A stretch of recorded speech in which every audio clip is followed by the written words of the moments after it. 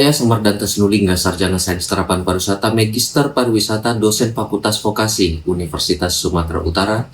Dalam video ini saya berbicara sebagai dosen pengampu mata kuliah Teknik Pemandu Wisata, sekaligus penyelenggara praktek kuliah lapangan atau PKL mahasiswa Program Studi D4 Manajemen Bisnis Wisata semester 2. Izinkan saya selama 5 menit menjelaskan secara singkat apa yang saya usulkan untuk penerbitan sertifikat hak kekayaan intelektual di bawah naungan DIPI HKI USU. Yang pertama, D4 Manajemen Bisnis Pariwisata merupakan sebuah program studi baru di Fakultas Vokasi Universitas Sumatera Utara, pure, masih bersih, dan saya yakin 100% di umurnya yang belum ada 1 tahun ini, akreditasi prodi ini pasti masih harus dipupuk untuk bertumbuh, baik dengan karya mahasiswanya maupun dengan karya-karya dosennya. Walaupun D4 ini merupakan transisi dari pendahulunya yaitu D3 Perjalanan Wisata, sebagai D4 tentu untuk memenuhi indikator kinerja utama atas nama D4 ya, bukan atas nama D3, di umur yang belum 1 tahun ini, IKU yang dihasilkan secara langsung oleh D4 tentunya perlu diisi dengan berbagai macam parameter terbaru. Kebaharuan tersebut untuk D4 ini ya, beberapa di antaranya harus kita persiapkan IA. Nah, ini di dalam video tersebut akan ditampilkan proses IA ini ya. Yang berikutnya lagi IKU atau indikator kinerja utama yang mencangkup persiapan dan kesiapan D4 pada 1. IKU 2 yaitu mahasiswa terlibat langsung di lingkungan industri ataupun instansi di mana PKL memperkenalkan dunia kerja dan etika profesi sejak dini. Yang kedua, IKU 6 program studi bekerja sama dengan mitra, bisa saja berbentuk DUDI ya. Berikutnya lagi ada MOU, MOA atau IA, Implementation Agreement, dengan industri instansi untuk pelaksanaan PKL, bentuk implementasi kerjasama industri yang real. Nah, itu akan dibuat nanti di dalam video ini ya. Yang ketiga, IKU 1, lulusan mendapat pekerjaan yang layak, indirect impact ya. PKL meningkatkan keterampilan dan soft skill mahasiswa, di mana PKL juga memperluas jaringan industri yang berguna untuk peluang kerja masa depan. Tadi kan kita berbicara tentang hal yang general ataupun umum. Nah, sekarang kita berbicara mengenai IA atau Implementation Agreement. Di sini saya bekerja sama dengan pelatih BNSP KKNI level 4 atas nama Double J, di mana usaha wisata ini di bawah naungan Kementerian Hukum dan HAM melalui organisasi AILI. Kerjasama ini ditopang oleh kegiatan praktek kuliah lapangan dengan tema kepemanduan outbound dengan metode experiential learning. Dalam kegiatan ini, 1. Mahasiswa dipertemukan dengan industri wisata yang sebenarnya. Di sini saya mengajak pihak Double J selaku usaha wisata dan mengatakan ya, saya tahu mahasiswa saya ini sedang belajar. Namun kalau Bapak ada proyek yang membutuhkan biaya murah karena pelaksana operasionalnya adalah pekerja yang masih training yaitu mahasiswa, tolonglah dilibatkan mahasiswa ini ke dalam proyek Bapak tersebut. Nah, tawaran ini secara langsung saya katakan di depan beliau, dan ini adalah videonya. Ya, jadi di sini ada namanya relasi. Jadi Bapak terkadang sering kali dipanggil sama Bapak ini digaji, tapi Bapak terkadang di taman semalam besok ya. Ada bisa nggak mahasiswa ini, mahasiswa kita juga ada yang berpassion ya di situ ya. Tunjuk tangan dulu yang di bidang video. Ada ini kan satu Raka ya kan. Geo juga ada alatnya kan, handphone. Nah, jadi kalau seandainya misalnya Bapak nggak bisa, nah, nanti Abang Bukit atau Bapak menghubungi kalian via WA ya. Jadi jangan hanya putus di sini saja, dada-dada. Berharapnya Bang Bukit bisa manggil kalian, dan sebaliknya kalian bisa manggil Bang Bukit, saling berkolaborasi. Dari general mengenai D4 perjalanan wisata, yang kedua itu adalah mengenai IA, dan yang ketiga sekarang kita bicara mengenai IKU. IKU ini banyak syaratnya, banyak sekali parameternya. Saya akan tampilkan satu-satu kepada Bapak Ibu reviewer penerbitan sertifikat HKI untuk mencapai persiapan dan kesiapan IKU 1, IKU 2, dan IKU 6. Yang pertama, kita harus membekali mahasiswa dengan sertifikat-sertifikat partisipasi dalam sebuah kegiatan. Ya, karena HRD sebagai penyerap lapangan pekerjaan nanti yang akan merekrut sumber daya manusia, ini tidak akan tahu apa yang terjadi kepada mahasiswa pada saat ia masih kuliah. Ya, apa indikator yang membuat HRD tahu bahwa mahasiswa tersebut itu aktif di dalam sebuah aktivitas ataupun event? Nah, bekal mahasiswa adalah bukti sertifikat, ya, dan ini dia bentuknya. 1, 2, 3. MPP Discover Respect Sustain.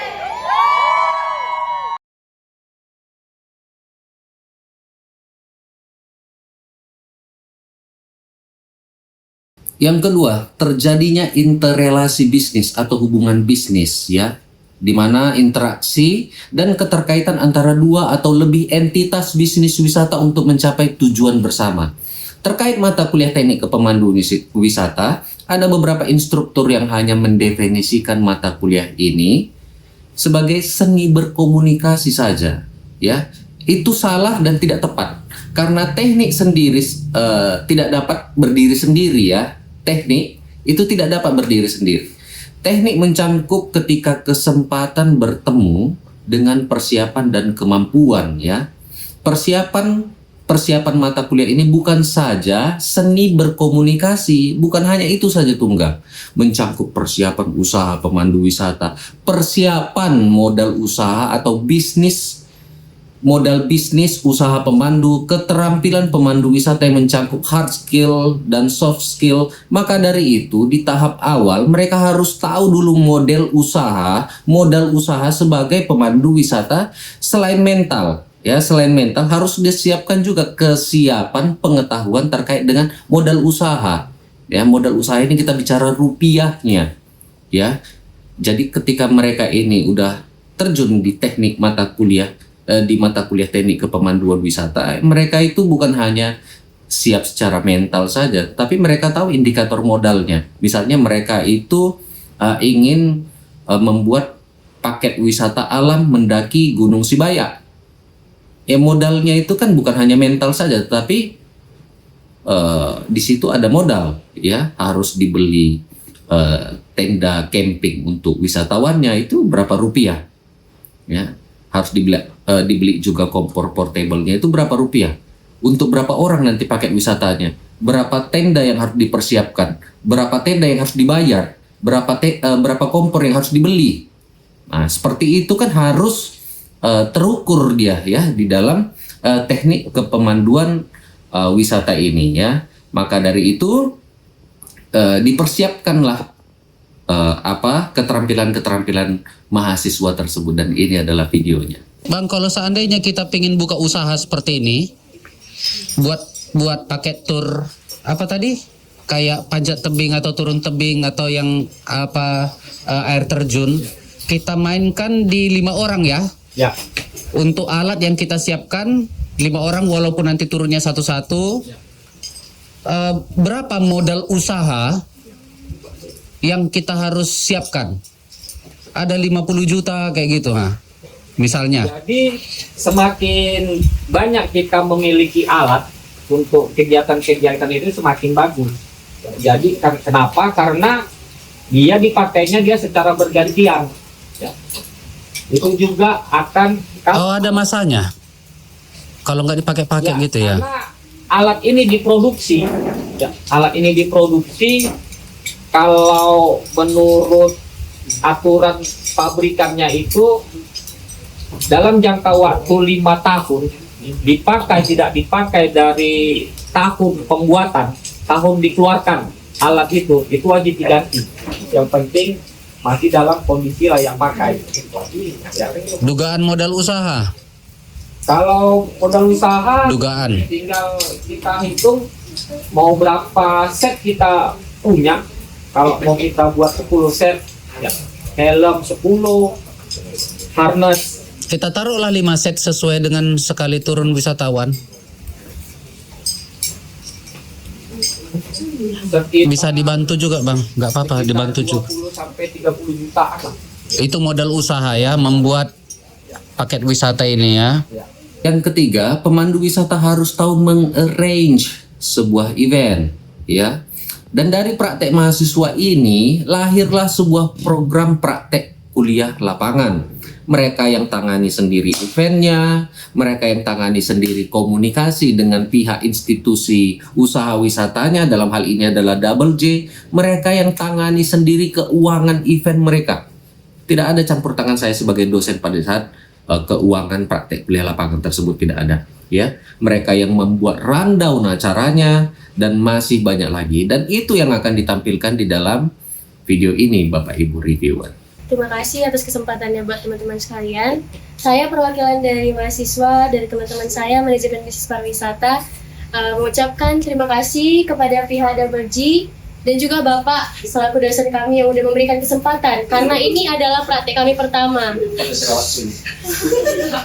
Dan teman-teman, karena ini praktek kami pertama, kami juga terima kasih sama Bapak sudah memberikan kesempatan kami untuk mengenalkan Double G kepada kami, dan tentunya mendapat dan pastinya mendapat Bantu. misalkan gitu, pengalaman, mendapat materi yang bagus dari Bapak juga, tim Bapak juga, karena udah membantu semuanya dari awal hingga akhir. Juga dari awal kita koordinasi soal bagaimana Double G ini, soal makan kita, soal keperluan yang lainnya juga. Saya juga terima kasih kepada teman-teman sekalian yang udah berpartisipasi, karena kan semuanya ini kita ikut berpartisipasi 39 orang. Sesuai dengan perjanjian kita dari awal, semua wajib ikut. Jadi tepuk tangan untuk kesuksesan. Yang keempat, hard skill. Mereka dibekali berbagai macam pengetahuan kepemanduan wisata alam. Hal ini saya belajar dari Fakultas Kehutanan, ya, di mana pengajar mengenalkan jenis daun, jenis ranting, jenis pohon, jenis alat, dan seterusnya.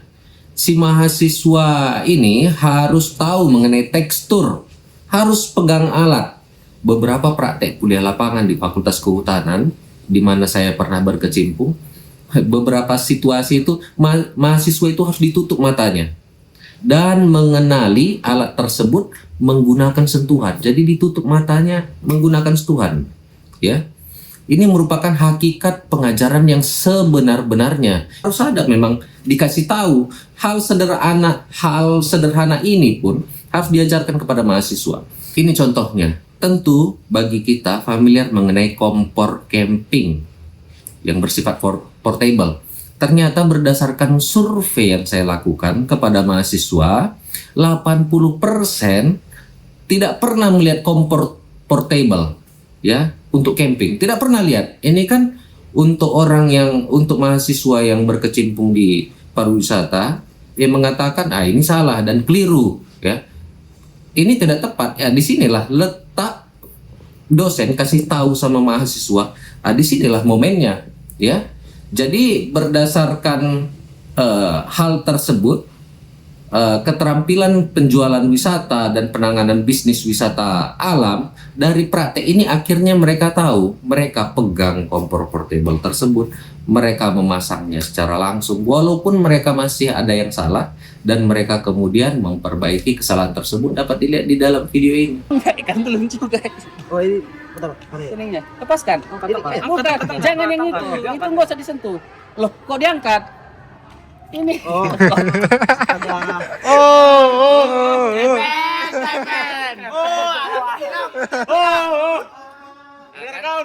Didapatkan. Padahal sesederhana ini, tapi mahasiswa pariwisata harus belajar lagi. Oke, kita buat lagi misi berikutnya ya. 3, 2, 1, mulai. Kita camping. Pelan-pelan. Ini diam, bagus ya diam ya. Udah? Ya. Mana Raka? Diketatin. Mana Raka? Nggak bagus kayak gini Raka. Yuh, pelan-pelan bilang Raka. Hal itu. Pakai Pelan, sini. pelan. Udah? Oke. Nggak ketat itu, belum itu, belum. Allah Akbar. Udah?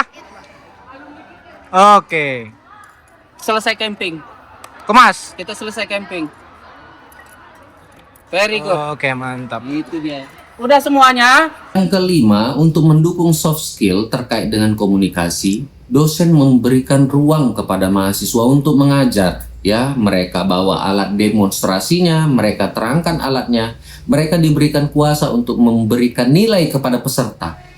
Mereka diberikan kuasa untuk crowd control, mengontrol keramaian, yang seharusnya menjadi kekuatan mutlak bagi dosen di dalam lingkup pengajaran.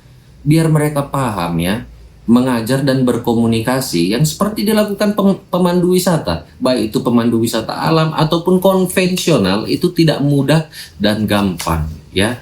Ini adalah videonya. Materi C yang ketiga adalah kalian mendemonstrasikan kepada teman kalian alat atau teknik yang sudah kalian lakukan atau dapati. Nah, teman kalian yang demonstrasi ini nanti kalian yang akan memberikan nilainya atau tanggapannya kira-kira. Kelompok Raka mau mendemonstrasikan apa Raka? Alat pemantik api. 3, 2, 1, ya. Sedikit presentasi Raka ya. Teman-teman ada yang pernah lihat alat ini? Wah. Belum ada yang tahu? Raka dekatkan. Itu. Oke. Oke. Jadi ini namanya Foresium Rock. Apa ulangi? Foresium Rock. Diam. Apa tadi namanya? Fashion walk. Ulangi Raka. Namanya Foresium Road. Apa namanya Rafli? Foresium Road. Apa namanya? Foresium Road. Oke. Ya. Jadi alat ini digunakan buat cara kita menghidupi api ketika kita nggak ada korek di hutan ataupun melakukan perjalanan di gunung. Kalau basah Raka kira-kira? Kalau basah nggak ada masalah, Pak. Oke, good.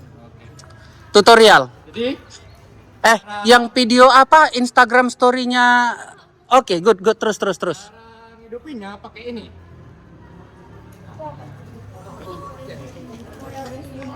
Yang lain, siapkan kelompok yang kalian itu mau demonstrasinya.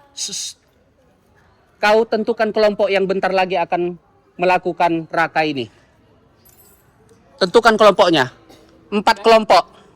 4 kelompok, Pak. Ya. Jadi ini alatnya didekatkan sama apa yang mau kita bakar. Contohnya yang kami bawa ini kapas. Oke. Jadi Perhatikan. tinggal digosok aja gini. Wow. Yeay. Pak, kelihatan Pak. Sekarang bakal Adit. Iya. Sudah ada sini. Teman-teman ada yang tertarik buat nyobain? Iya. Oh. Oh. Iya, betul. Ambil yang kapasnya. Kapasnya sedikit aja lah, nggak usah terlalu banyak. Ini cari yang ada geriginya sedikit buat gosoknya. Baru bisa. Pakai tenaga sedikit ya. Nggak bisa Raka, gagal edukasimu sebagai dosen. Kan ada sedikit mana sedikit. Pakai itunya. Ini sama aja. Lagi.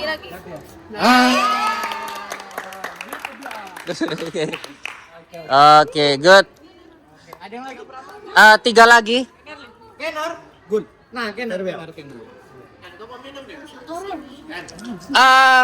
Untuk mahasiswa, titip sama yang punya sepeda motor itu beli minum. Kalau mau makan boleh. Sekedar informasi lagi. Bahan yang gampang terbakar tuh bisa tisu, terus serpihan kayu, arang, terus kalau kalian tahu tuh sarang burung, nah itu juga mudah terbakar. Guys.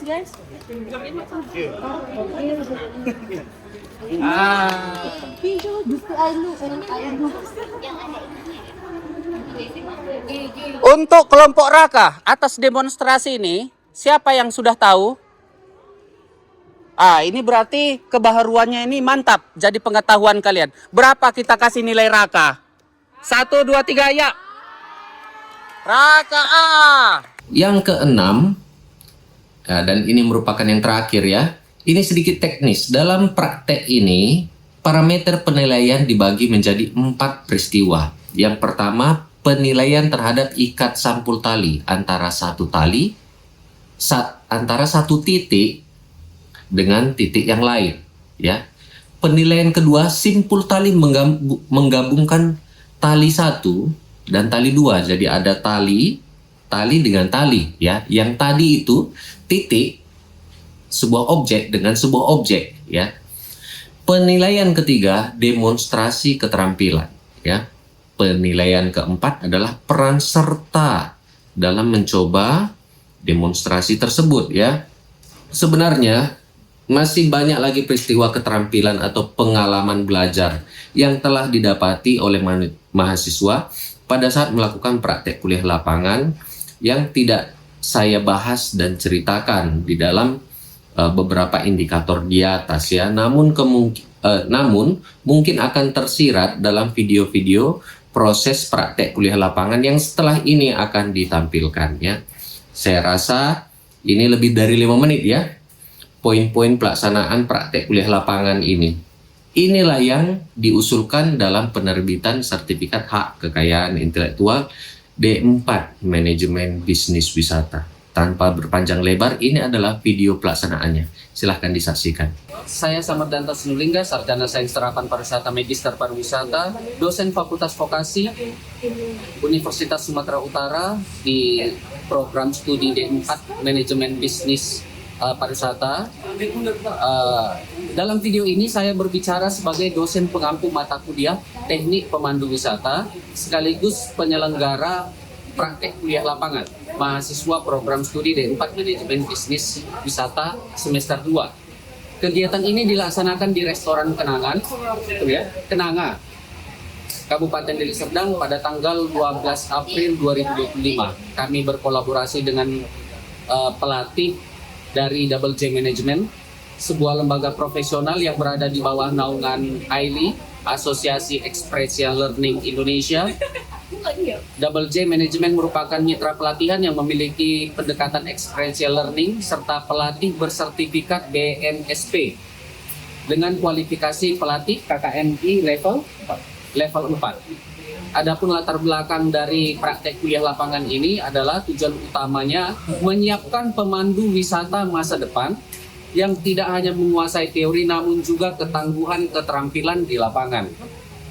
Model pembelajaran yang kami terapkan bukanlah sekedar pelatihan konvensional, namun pembelajaran konstekstual berbasis survival instinct yang penting dalam dunia wisata, petualangan ataupun adventure tourism. Jadi di dalam pemandu wisata ini pada dasarnya garis besarnya itu ada 2. Garis besarnya, ya, bola hitam pertama itu adalah pemandu wisata yang berbasis kepada konvensional. Yang kedua berbasis kepada spesialis, ya. Nah, di tengah-tengahnya ada. Di tengah-tengahnya itu gabungan antara konvensional dengan spesialis ini salah satunya outbound. Tetapi outbound ini ada levelnya. Level easy, medium hingga advance. Ya, yang ini yang level easy, ya. Nah, jadi dia di tengah-tengah. Karena konvensional itu saat ini sudah agak galau, ya. Karena ada artificial intelligence. Konvensional ini seperti misalnya di museum, udah banyak ditinggal. Penjelasan-penjelasan di lokasi kayak gitu udah banyak. Mulai beralih kepada digitalisasi ataupun teknologi. Sedangkan yang spesialis, ini tetap manusia harus turun tangan, ya. Maka dari itu, untuk mempersiapkan mereka sebelum nanti dibantai sama AI, bagusan kita mainnya yang di kepemanduan outbound, ya. Maka dari itu di tengah masifnya digitalisasi dan munculnya pemandu wisata artificial dan augmented digital, mahasiswa dibekali kemampuan nyata seperti apa saja, Bang?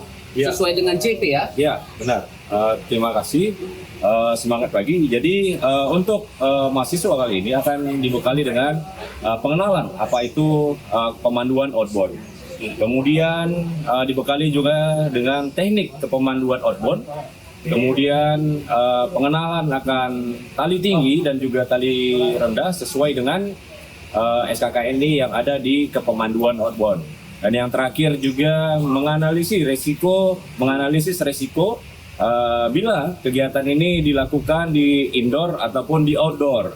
Dan yang terakhir yang pasti adalah melakukannya dan mempraktikannya. Jadi semoga apa yang didapat hari ini teori itu bisa langsung nanti dipraktikkan oleh rekan-rekan mahasiswa dari USU. Mungkin itu aja. Ya. Model ini sangat jarang diajar di ruang kelas ya. Di ruang kelas ini sangat jarang karena memang harus ke lapangan. Namun menjadi krusial di dunia kerja. Oleh karena itu PKL ini memperkenalkan mahasiswa kepada standar pelatihan profesional yang biasanya hanya diakses dalam jalur sertifikasi formal. Tujuan ya, kegiatan ini diarahkan meningkatkan indikator kinerja utama perguruan tinggi nomor 2, yaitu pengalaman mahasiswa di luar kampus, mendorong cita 3 sesuai dengan visi misi Pak Presiden Prabowo dan Wakil Presiden Gibran, yaitu kolaborasi lintas sektor antara dunia industri dan dunia pendidikan, memberikan sertifikasi non formal. Ada sertifikasi non formalnya, Bang? Yes, ada. Ada sebagai rekognisi pengalaman profesional awal mahasiswa, membuka wawasan tentang jalur karir profesional di bidang wisata petualangan dan pemandu spesialisasi ya. Jadi ini yang kita saksikan sebentar lagi videonya. Semangat pagi. Untuk saat ini kelas indoor sudah selesai.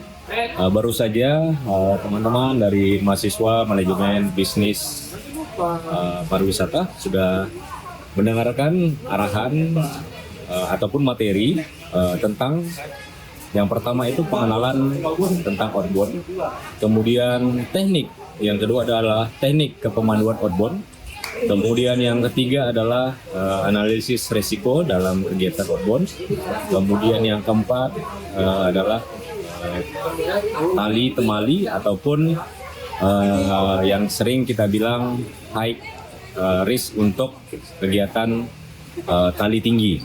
Nah, jadi dalam 4 sistem tersebut, 4 pengajaran tersebut, teman-teman mahasiswa sudah diberikan teori ya, yang sebentar lagi akan kita praktikkan di lapangan.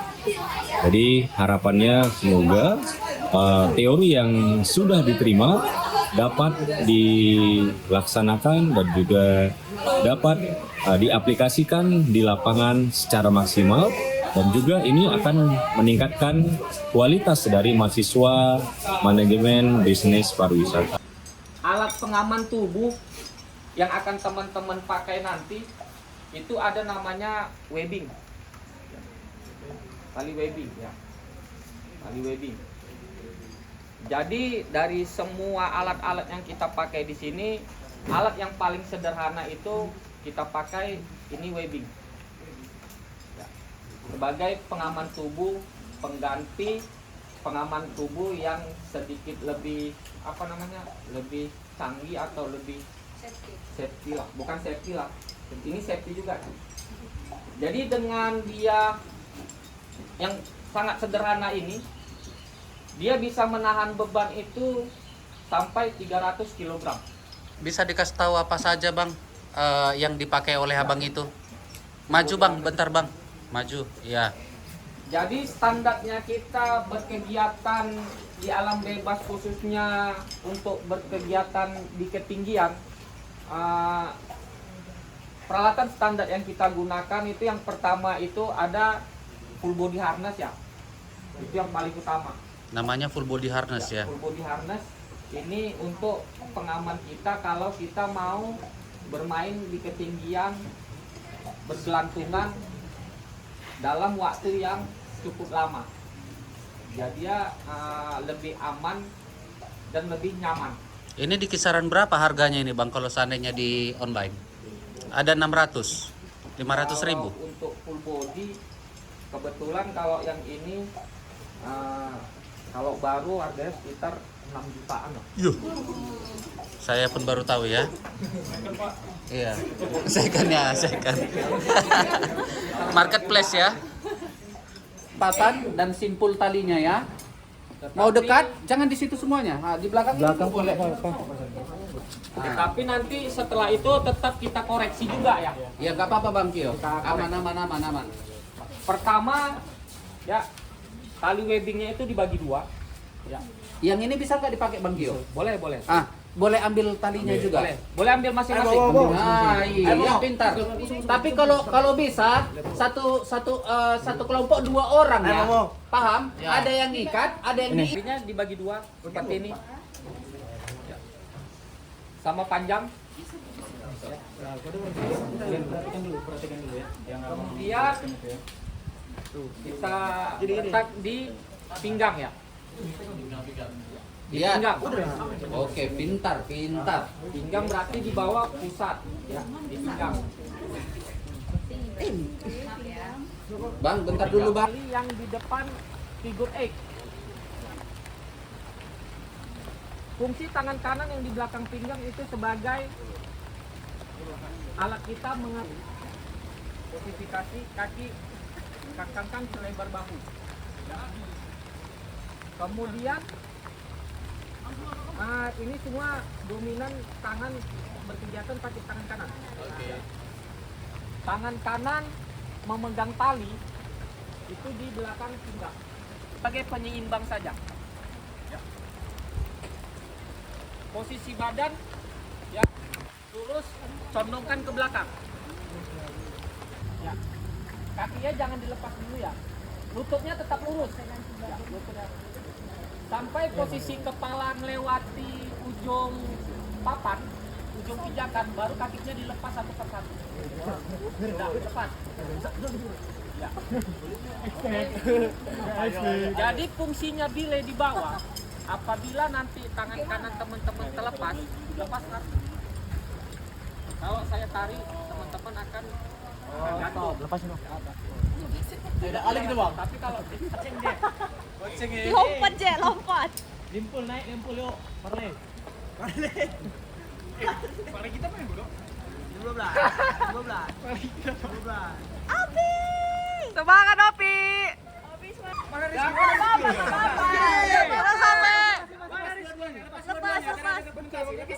Lepas dua-duanya. Lepas dua-dua.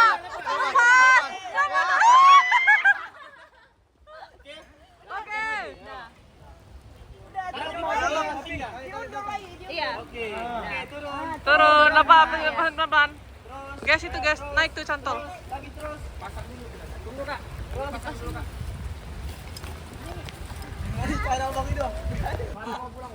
Kok gitu? Pulang kok gitu?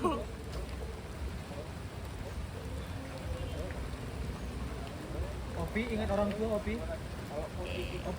Muje kok bergetar gitu, Jek?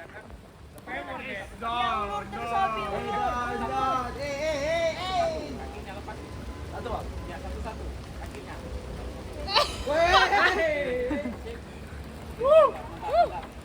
Sisi ya. Sisian bakal ajar nabang. Opi bisa. Opi. Harus kencang kali aja. Nahannya harus kencang kali aja. Lagi Opi. Iya. Terus lagi Opi. Opi. Wah, terus aja terus. Iya.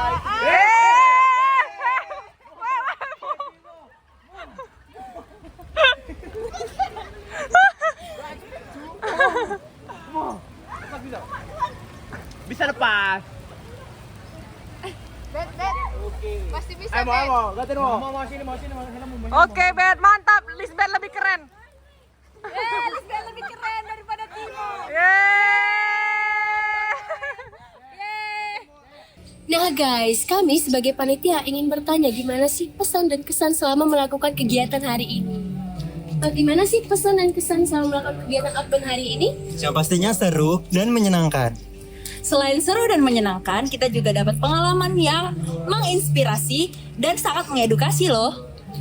Saking serunya guys, walau cuacanya lagi hujan nih ya, semua itu gak menyurutkan semangat kami. Nah, Double G-nya juga punya vibes yang positif, saking positifnya itu tersalurkan ke kami. Intinya Double G itu sangat-sangat rekomen. Terima kasih Double G. Pagi kita semuanya. Ya, saat ini kita kita berada di Gedung Pancasila dengan mahasiswa kelas Fakultas Vokasi jurusan D4 Manajemen Bisnis Pariwisata. Hari ini kita akan mempelajari mengenai simpul tali. Di dalam kepemanduan alam hal ini tentu sangat penting, ya. Bukan hanya di alamnya saja, tetapi di dalam proses menuju alam, keterampilan yang seperti ini juga bisa bermanfaat dalam hal-hal situasi yang tertentu, ya.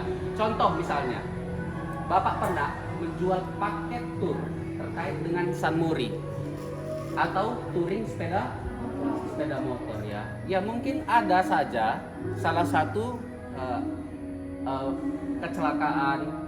kecelakaan accident, ya, bukan kecelakaan accident yang terjadi. Bisa saja sepeda motornya mati. Dan kita di dalam pengurusan paket tur Sunmori atau touring. Ada 2 sepeda motor di situ. Bapak anggap kitalah panitia touring tersebut. Dan yang sepeda motor silver bisa dikasih tunjuk. Oke. Itu harus ditarik menggunakan tali. Kenapa tali? Karena kalau kau pakai kakimu dengan jarak perjalanan 3 meter, 3 jam, ini Bapak yakin pegal ini, ya. Jadi kita memanfaatkan tali, ya. Jadi per masing-masing kelompok. Saat ini Bapak belum tahu waktunya Bapak harus berikan berapa. Maka dari itu kita mulai dari kelompok 1, 2, dan 3 untuk menentukan nanti nilai akumulasi waktunya, ya. Yang Bapak inginkan adalah kalian berusaha mengikat antara sepeda motor warna merah Scoopy dengan yang warna silver. Nah, itu saja dulu, dimulai dari sekarang. Jadi saat ini kepemanduan alam pada hari berapa ini, Raka? Hari Sabtu tanggal 3. Kepemanduan mata kuliah kita apa? Teknik kepemanduan wisata. Jadi wisata sendiri tidak hanya konvensional menjemput tamu ke bandara, ngantarnya ke hotel, tidak. Ada banyak variasi tipe jenis wisata yang bisa bermanfaat bagi orang ini untuk mempertajam atau memperluas keterampilannya. Salah satu adalah teknik kepemanduan wisata alam. Wisata yang pernah saya handle sebagai dosen adalah paket wisata yang terkait dengan touring sepeda motor, ya. Walaupun saya memiliki keterampilan terkait dengan paket tur wisata alam yang lain, tetapi saat ini kita fokus di sini saja dulu. Walaupun sebenarnya keterampilan simpul tali ini yang mereka lakukan ini pasti sangat berguna juga untuk kepemanduan wisata alam yang terkait dengan camping, glamping, dan seterusnya dan sejenisnya. Nah, kau pun ngelihat dia pun nanya sama orang. Ini buruk. Ini simpul tali yang buruk ini.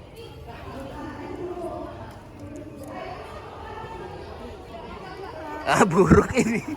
Nggak bisa ini. Aduh. Ini dia simpul yang padat. Ini padat.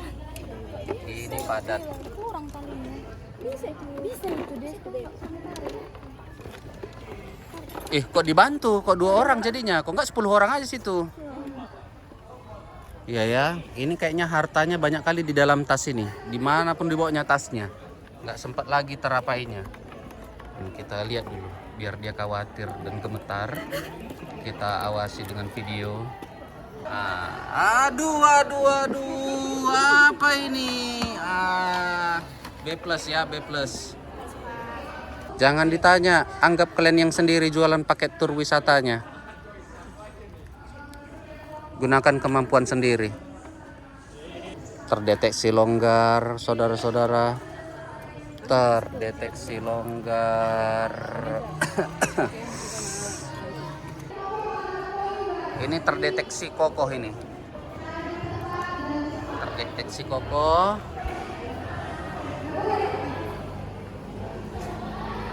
terdeteksi longgar. Kayaknya pendek kali talinya. Iya, Pak. Udah, Pak. Longgar nggak ini, Pak? Awas. Coba, Pak. Ini Longgar. enggak terdeteksi kokoh ini kokoh ini. Ini langsung nampak ya kan? Kan langsung nampak yang terdeteksi longgar kan? Ah, ini yang Bapak nggak suka ketika udah ada teman yang turun tangan tanpa ada perintah dari Bapak. Bentar ya. Ini boleh lah. Iya. Ah, bagus ya.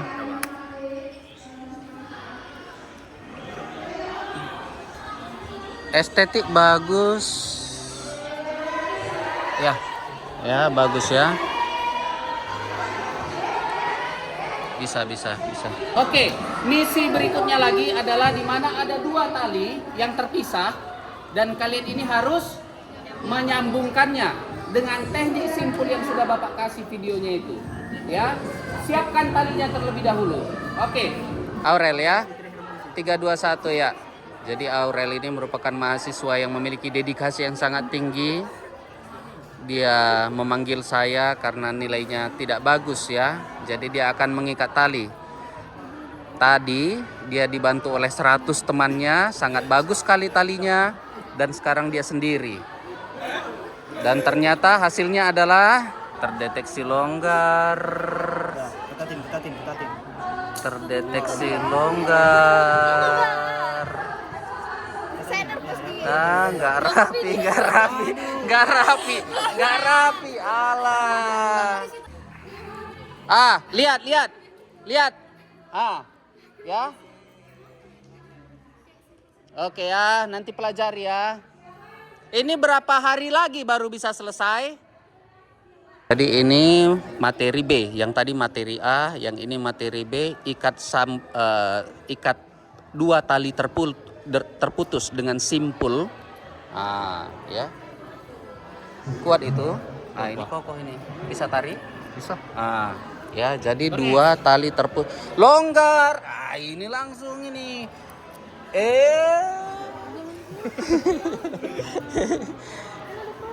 Iya, langsung marah dia, Pak. Langsung dimarahi dosennya. Kurang ajar kali sebenarnya, tapi nggak apa-apa. Bagus ya, keberanian yang hakiki. Kau cemananya kau dosennya, aduh. Enggak belum ya. Raka yang masih lulus jadi dosen ini ya. Aku rasa belum. Jelek kali kurang. Berapa nilainya Kenerly? C kata Kenerly, berbahaya ya. B kasih B. Ini udah. Berapa nilainya Olivia Kenerly? A kata Kenerly. Kita ikuti kemampuan Kenerly ya.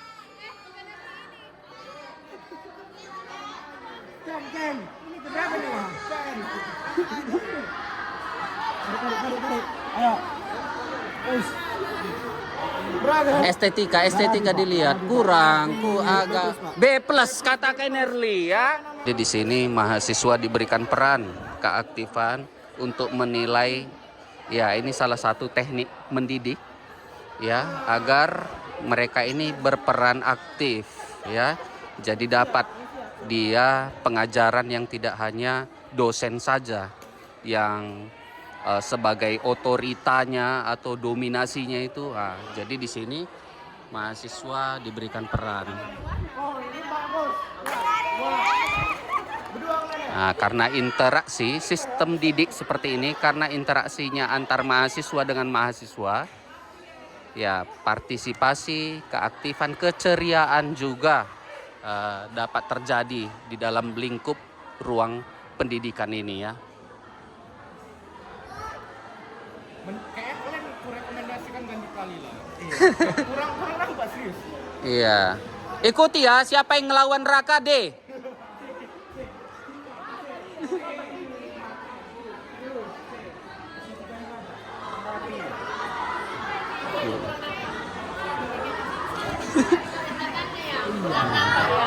Biar mereka tahu juga ngasih nilai sama mahasiswa itu tidak mudah ya. Materi C yang ketiga adalah kalian mendemonstrasikan kepada teman kalian alat atau teknik yang sudah kalian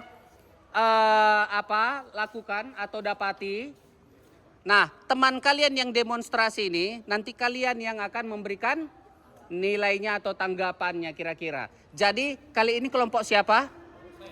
Kelompok Raka mau mendemonstrasikan apa Raka? Alat pematik api. 3, 2, 1, ya. Sedikit presentasi Raka ya. Teman-teman ada yang pernah lihat alat ini? Belum ada yang tahu? Raka dekatkan itu. Oke. Oke. Jadi ini namanya Foresium Rod. Apa ulangi? Foresium Rod. Diam.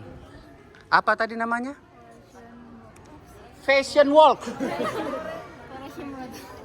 Ulangi Raka. Namanya Foresium Rod. Apa namanya Rafli? Foresium Rod. Apa namanya? Foresium Rod. Oke. Ya.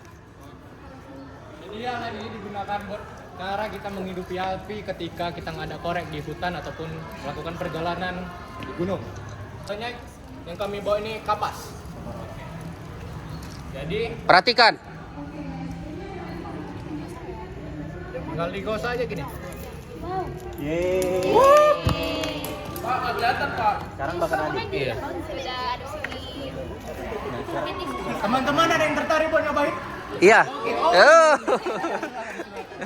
Oh. Iya, betul. Ambil yang kapasnya.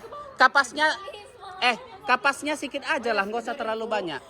Ini cari yang ada geriginya sedikit buat gosoknya, baru bisa. Pakai tenaga sedikit ya. Nggak bisa Raka, gagal edukasimu sebagai dosen. Kan ada Nah, pakai itunya. Bisa ditarik, ini ditarik aja.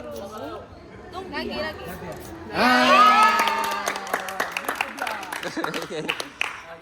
Oke, good. 3 lagi.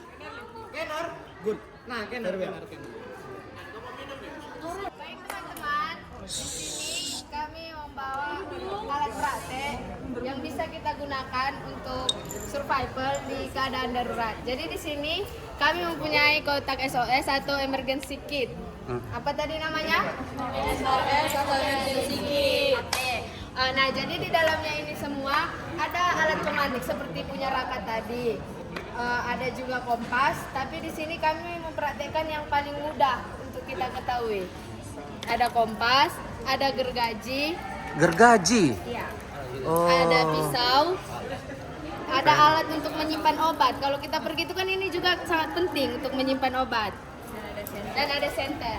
Tapi yang ingin kami praktekkan di sini untuk teman-teman itu adalah gergajinya. Oke, kita mulai. Kelompok siapa nanti dipilih, ditentukan juga ya. 3, 2, 1, mulai.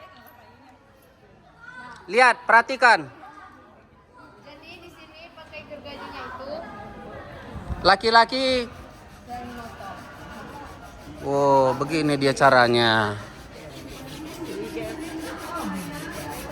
Namanya apa ini? Gergaji? Gergaji SOS. Iya, ya. Nah, jadi teman-teman makanya itu kita itu kadang kan udah cepat kan kita tekukkan. Kalau ditekukkan itu dia lengket. Coba ya kalau kita praktekkan dia menekuk kayak gini gergajinya. Tadi itu kan dipakai lurus. Kalau kayak gini dia tuh lengket. Sabar dong. Jadi makanya dia serat dia. Jadi makanya itu harus lurus kayak gini biar dia mudah. Oh, gitu, ya. Iya. Oke. Ada yang mau coba? Enggak ada yang mau coba. Kau tentukan siapa yang harus dicoba. Muje. Enggak boleh ya. Mau kau nilai kau apa? Langsung. 2 orang lah. Siapa yang ditentukan oleh dosen? Nah, saat ini mereka dosennya dan nggak mau, mereka berhak memberikan nilai D ya.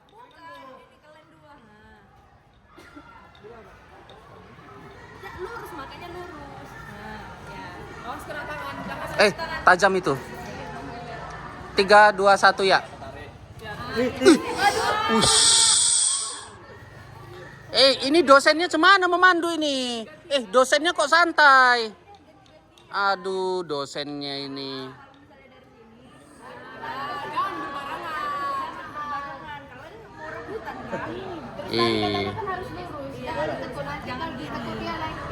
Oke. Kau tentukan kelompok yang di sini.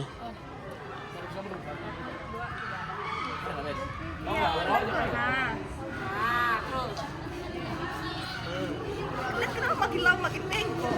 Itulah Selongor itu. Oish. Itu bengkok tau. Turun tangan kok.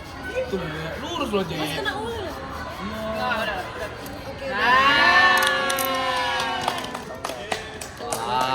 Sangat bermanfaat ya. Ini teman-teman. Kenapa perlu gergaji? Karena kan kita kan kalau misalnya ke gunung nggak harus bawa barang. Jadi kalau misalnya ada keadaan darurat nih, misalnya mau buat tenda, kita butuh kayu, kita harus pakai gergaji ini. Sama Lanjut. kalau misalnya cari api unggun gitu. Raka, Kenerli, siapkan kelompok berikutnya yang presentasi dan demonstrasi ya.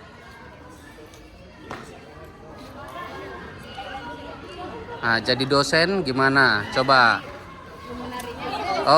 Gimana jadi dosen kayak gini?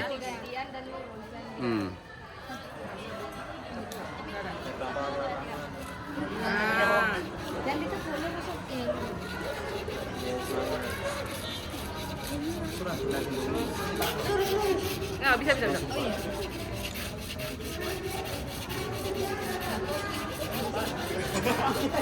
3 tahun kemudian. Oh, tebal. Iya, tembem dia ya. Iya. Iya,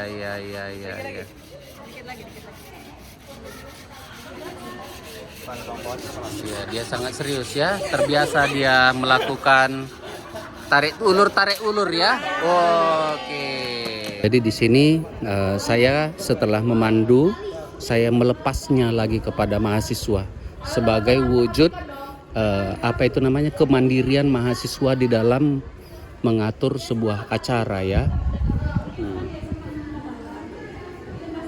Jadi mereka mahasiswa itu akan mendemonstrasikan jenis alat ya kepada teman-teman mereka yang notabene mungkin masih awam terhadap alat atau teknik tersebut ya.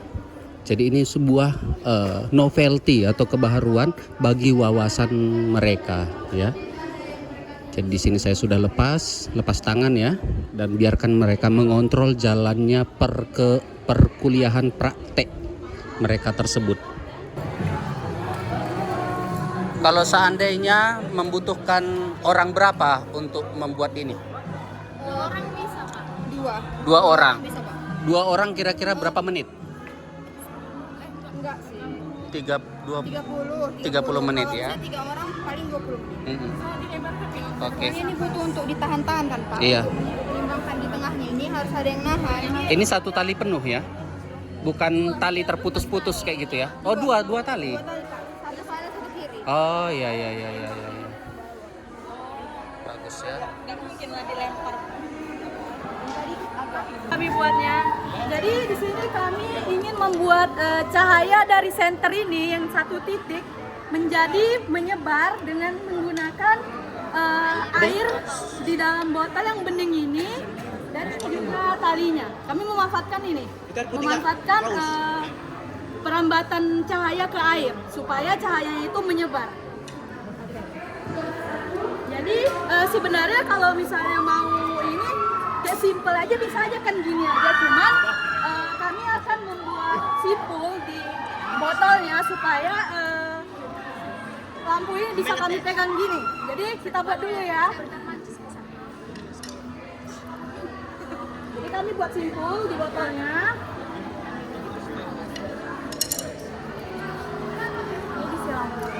Nah, ini disilang. Ikat biasa. Terus lubangnya dimasukin. Lobangnya dimasukin. Bagus. Udah kita masukkan ke lubangnya, lalu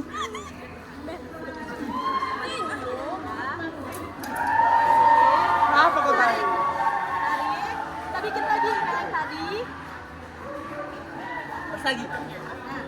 Ditutup botolnya. Udah di leher botolnya udah kayak gini. Cuman kan kalau kayak gini aja jelek kan kelihatannya, apa kita bawa-bawa kayak gini. Jadi kita memanfaatkan kayu, kita bikin simpul hidup ya. Simpulan hidup enggak? Kenapa? Itu kan infinity, gampang habis. Teknologi. Lepas dulu. Kok berantem?